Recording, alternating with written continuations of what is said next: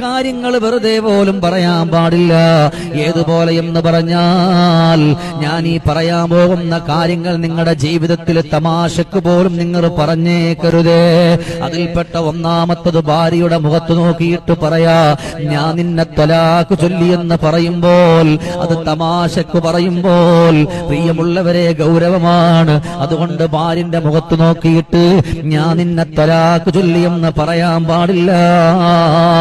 രണ്ടാമത് ഏതെങ്കിലും ഒരാളുടെ ചാരത്ത് നിന്നുകൊണ്ട് സുഹൃത്ത് ബന്ധത്തിന്റെ പേരിൽ പറയാണ്, എന്റെ മകളെ ഞാൻ അവിടുന്ന് നിങ്ങളുടെ മകനിക്ക് നിക്കാഹ് ചെയ്തു കൊടുക്കാൻ തീരുമാനിച്ചു എന്ന് പറയുകയും അവസാനം ആ ചെറുപ്പക്കാരനോട് വെറുതെ പറയാ, എന്റെ മകളെ ഞാൻ നിനക്ക് നിക്കാഹ് ചെയ്തു തന്നോ. ഇവൻ പറയുന്നു ഞാനത് സ്വീകരിച്ചു, പിന്നെ അത് മാറുമോ? അതുകൊണ്ട് തമാശക്ക് പോലും ഇങ്ങനെയുള്ള കാര്യങ്ങൾ നമ്മുടെ ജീവിതത്തിലൂടെ പറഞ്ഞേക്കരുത്. ഞാൻ നിന്നെ ത്വലാഖ് ചൊല്ലിയെന്ന് പറയരുത്, എന്റെ മകളെ ഞാൻ നിനക്ക് നിക്കാഹ് ചെയ്തു തന്നുവെന്ന് പറയരുത്. അത് വല്ലാത്തൊരബദ്ധമാണ്, അത് വല്ലാത്തൊരു നാശത്തിലേക്കുള്ള പോക്കാണ്. ചില കാര്യങ്ങൾ വെറുതെ പോലും പറയാൻ പാടില്ല. ഏതുപോലെ എന്ന് പറഞ്ഞാൽ, ഞാൻ ഈ പറയാൻ പോകുന്ന കാര്യങ്ങൾ നിങ്ങളുടെ ജീവിതത്തിൽ തമാശക്ക് പോലും നിങ്ങൾ പറഞ്ഞേക്കരുതേ.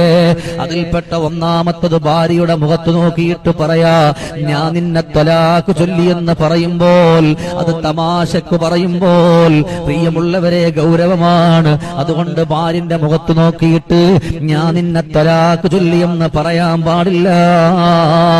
രണ്ടാമത് ഏതെങ്കിലും ഒരാളുടെ ചാരത്ത് നിന്നുകൊണ്ട് സുഹൃത്ത് ബന്ധത്തിന്റെ പേരിൽ പറയാണ്, എന്റെ മകളെ ഞാൻ അവിടുന്ന് നിങ്ങളുടെ മകനിക്ക് നിക്കാഹ് ചെയ്തു കൊടുക്കാൻ തീരുമാനിച്ചു എന്ന് പറയുകയും അവസാനം ആ ചെറുപ്പക്കാരനോട് വെറുതെ പറയാ, എന്റെ മകളെ ഞാൻ നിനക്ക് നിക്കാഹ് ചെയ്തു തന്നോ.